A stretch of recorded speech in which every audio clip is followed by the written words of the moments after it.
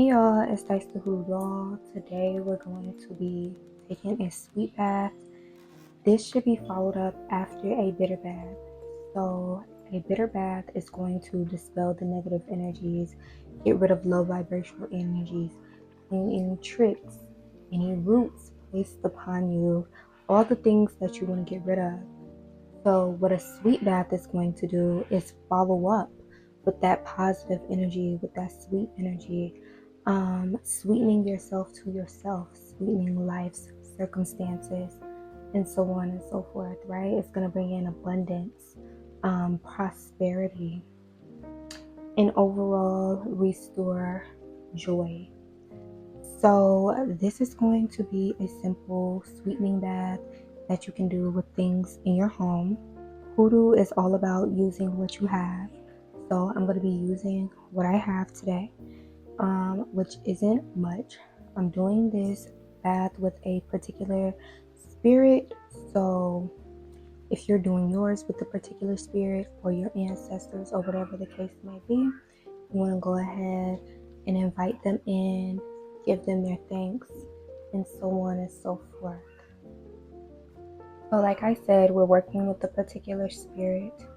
I'm going to first pour in the water of said spirit that I'm working with. This is the water off of their altar. If it's murky water, you don't want to use murky water. I would say to use the water that was sitting there for about 2-3 days. Next, I'm going to follow up with either evaporated milk or a coconut milk. And that's because you want it to have a sweetness to it. Just a bath for me, so you don't need a lot of things. Next, I'm going to go in with some rose cologne. Next, I'm going to follow up with some papaya.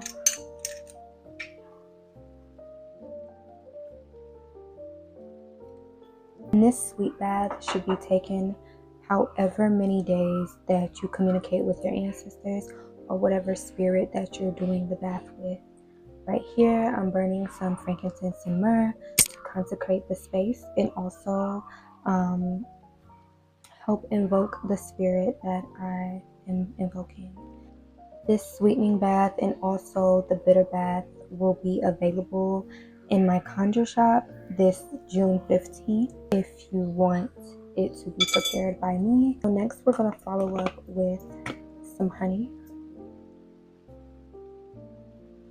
because we just want everything to be so sweet, so abundant, so righteous.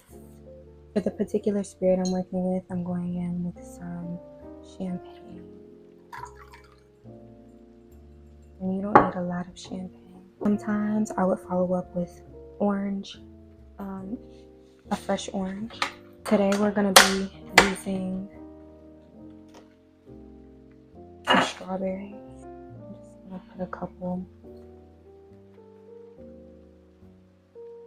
And then lastly, I'm going to go in with my pink flowers. These are kind of purplish, but this is what I could find, okay? This is what we have. This is what the store was giving me today. I'm just gonna pluck all the petals, and this is part of a bouquet that I gave to my spirit. I'm just going to stir everything together in a clockwise motion. I'll sing my prayers. You can pray Psalm 23, Isaiah 45, Isaiah 60 are things that I like. The strawberries, I'm going to be squeezing them. So I'm just saying my prayers, giving thanks and gratitude to the spirit of my ingredients and also the spirit that I'm preparing this bath with. Sometimes I would play my gospel music at this moment, or my spirit that I'm working with has specific songs for her. So I would play her music fun to invoke her. This sweetening bath is really important after a bitter bath, after a period of hard times, after hardship. If life is feeling a little sour, if things are feeling out of place, if your luck feels like it's going bad and things just aren't looking up, that's when you want to follow up with the sweet bath.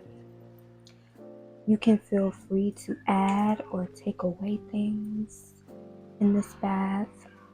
You can simply do it with evaporated milk and honey. I'm going to finish conjuring this bath with my spirit.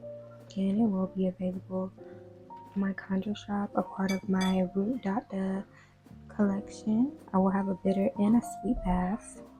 They are to be taken together, not in the same day, not even in the same week. However many days, I like to take my bitter bath one week and then the following week follow up with a sweet bath. Bath is going to sit overnight.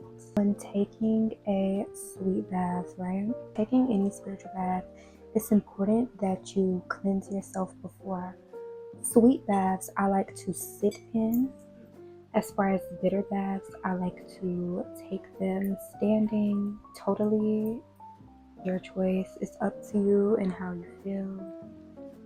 You want to dress in light colored clothing afterwards. Follow up with some protection after any bath. When taking spiritual baths, you want to avoid going out anytime soon. So I would either take it at night or on a day when I know that I'm not going. You want to avoid alcohol and sex the day or the days of your spiritual bath.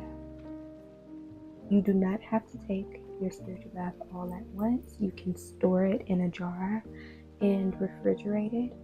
I recommend that when receiving a spiritual bath prepared by me, that you refrigerate it if you aren't going to use it immediately. Spiritual baths can be taken, as you need it, or whenever your ancestors communicate with you to do a spiritual bath. So afterwards, I added some basil, offered my spiritual bath to the crossroads, and sat at the feet of my spirit to continue working this bath in order to prepare to take it tomorrow. Definitely feel free to take your bath the same day that you made it.